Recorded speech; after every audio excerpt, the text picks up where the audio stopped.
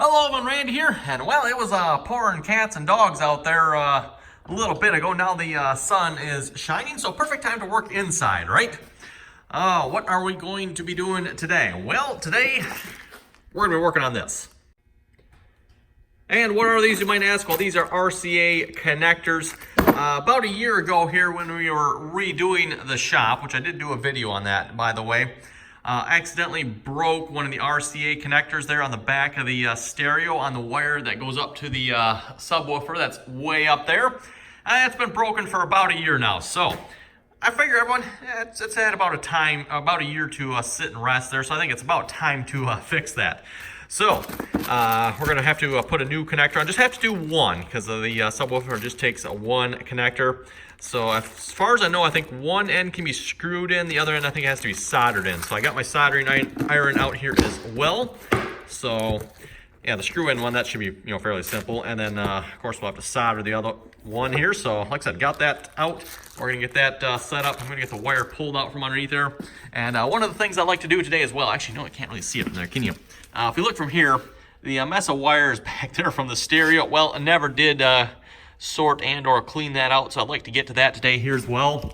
I'd like to clean that wiring mess up under there, get that a little bit neater if we could.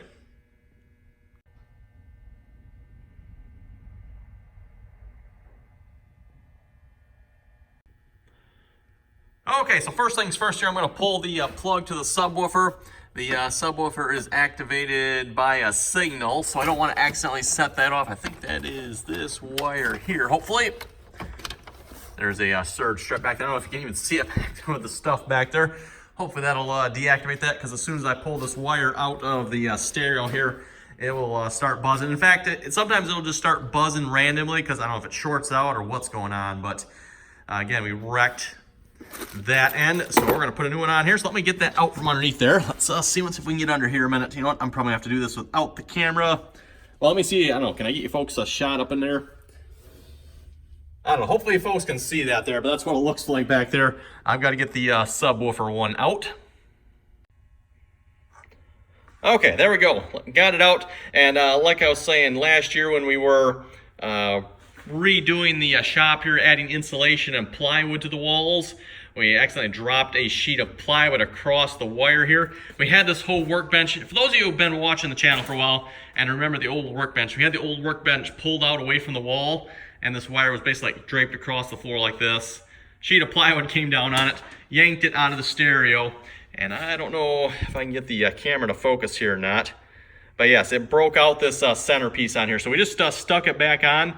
It sort of sometimes works.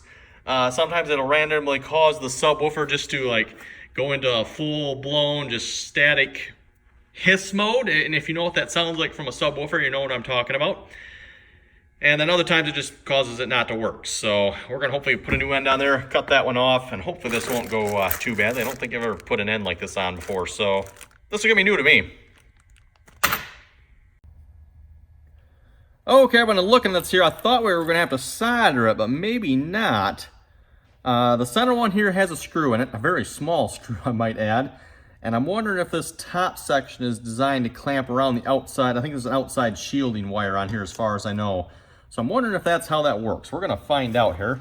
So there's that. Let's lop this end off here. Goodbye. And let's see once here. I don't have really there's probably actually a proper strippers for this if I had to guess, but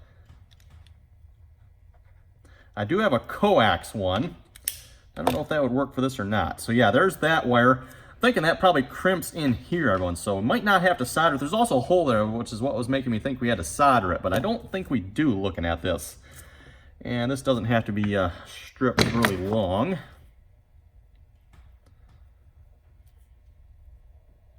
Not sure what gauge this is, but it's small.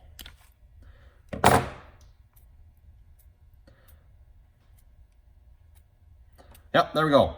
All our subwoofer signals are carried down those wires there. Okay.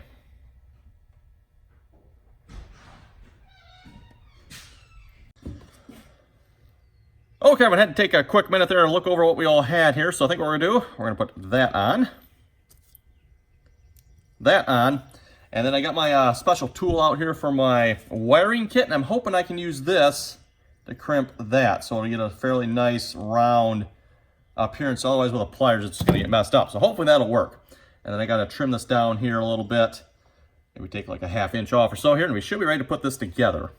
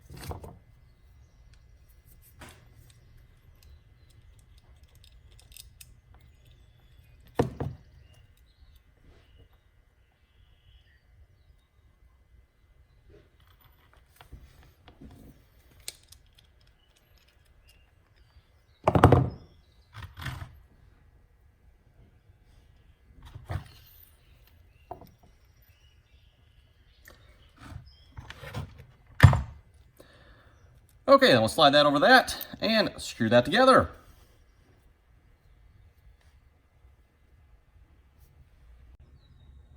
Okay, well, I think that turned out pretty good, and this tool actually put a really nice clamp on that holding piece in there. I don't think that'll go anywhere. Now, clean up that mess. Well, everyone, I think that's much better looking. I've got the wires kind of all zip tied up back behind there. Power cables are zip tied up there. Oh, this is not supposed to be laying down here. That's supposed to be laying up there. I thought, there we go.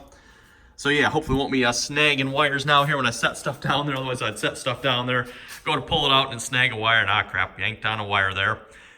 Got the subwoofer fixed, tested it out there, works a lot better. Otherwise we're getting some static, and you know, the subwoofer was doing weird things at times, so that seems to be much better now. Although I don't know if you folks caught it in the video there, I went to pull the subwoofer wire out of the stereo, and it pulled the connection out of the back of the stereo. It's like, really? Come on now. Anyway, I stuck it back in, it seems to be fine. If it doesn't work, there's 2 subwoofer outs on this. I'll just plug it into the second subwoofer out then, I guess. So anyway, yeah, that works good. For those of you who didn't see the stereo installation here, by the way, this is a Pyle 2002 ABTI amplifier. Seems like it works pretty good. My only complaint is for the radio, it doesn't come in really well. I'm not entirely sure what to do about that. If anyone has any good ideas for like antenna, how do you get it to come in better, yeah, throw them down below. Not really sure about that.